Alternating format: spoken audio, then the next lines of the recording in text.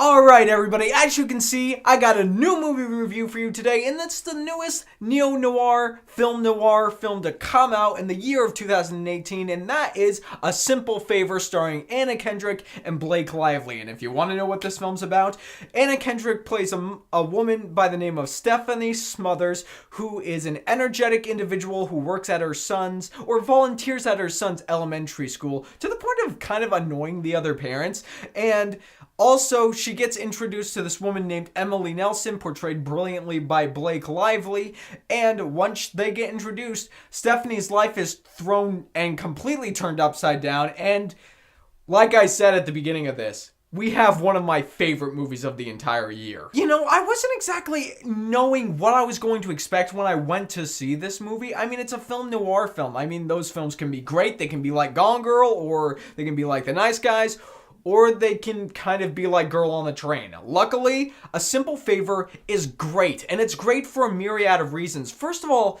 Blake Lively, I'll get to Anna Kendrick in a second, but Blake Lively surprised me in this movie.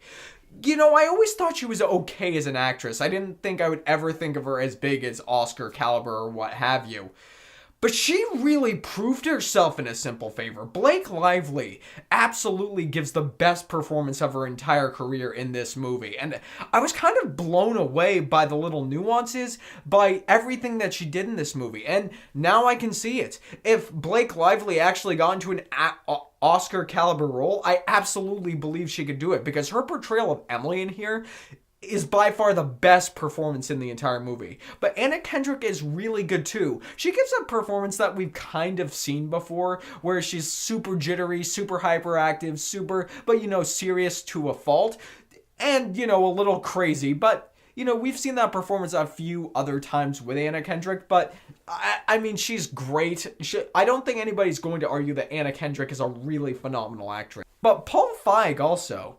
The direction in this movie I loved, and here's the interesting thing about this movie is the fact that when it comes to what Paul Feig did, I was really interested because I love Bridesmaids, I love Spy, but I kind of went into this movie with some raised eyebrows because as far as a movie goes, I didn't know if he was going to be able to do the Jordan Peele thing or the John Krasinski thing where guy usually works in comedy, goes to a drama and is able to handle that. But he does a great job. He, for the most part, manages to not only balance the drama, but also with little bits of comedy throughout. And it was so well put together that the comedy didn't feel overbearing. It didn't feel like it overtook.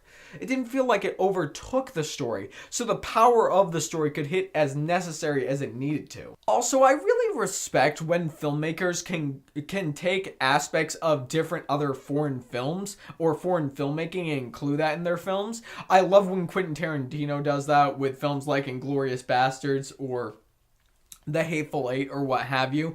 And Paul Feig definitely took some influence from French filmmaking here. I mean, there is an overabundance. There is a theme of sexuality in this film, sexuality in the human body, but it doesn't feel overbearing, and that was brilliant. But everything from the songs to the tones and themes of friendship, love, sex, mystery, all of that stuff, it all feels very sensual. It feels very passionate in nature, and Paul Feig, he did such a great job of putting it together. Unfortunately, though, there is one big glaring issue when it comes to this movie. And I can understand if people decide they don't like this movie because of it, and it's the ending. Everything leading up to like the last 10 minutes of A Simple Favor is great. The last 10 minutes feels like Paul Feig literally ripped something out of an SNL sketch, a Saturday Night Live sketch, and threw it into his movie. It just did not match up, which is a shame because everything from the performances to the direction to the clever script that the screenwriters made, the script is actually pretty decent up until the last 10 minutes, and it just keeps you locked in. I mean, it was a shame. The last 10 minutes, it's gonna disturb a lot of people. Not disturb, but it's going to annoy, and it's probably going to turn them off of the movie. But for me, I can kind of let the last 10 minutes slide, because I have seen movies with great plots throughout and terrible endings, and didn't really bother my experience for everything beforehand. And it's the same thing here. I loved A Simple Favor. And in my opinion, as far as film noir films go that have come out in the 2010s, there aren't a lot of them right now, but it is definitely one of the best. And guys, you can see that I love A Simple Favor. I think everything. Blake Lively is phenomenal in this movie. If you have any reason to go see this movie, she is the number one reason you go see this movie. Guys, I love this movie, and I'm going to say that A Simple Favor is a good casual watch. But guys, at the end of the day, I want to get your thoughts on A Simple Favor. Did you like it? Did you hate it? Are you indifferent because you haven't seen it? Whatever your thoughts are, leave them down in the comment section below. Let's get a conversation started.